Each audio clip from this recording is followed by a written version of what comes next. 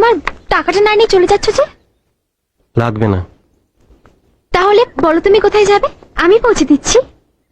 দরকার নেই। তাহলে তোমার মজুরিটা নাও।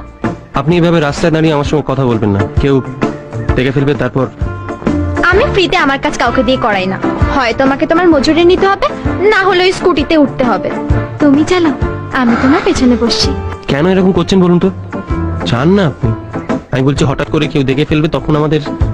কেন আপনি? চালিয়ে যাও। আমি আপনার কাছে হাত জোড় করছি, আপনি যান। ভয় পাচ্ছ?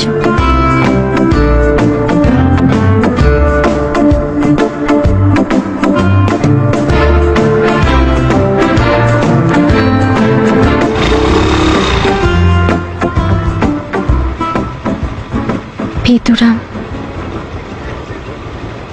আমার তোমাকে ভালো লাগে, আমি তোমায় ভালোবাসি।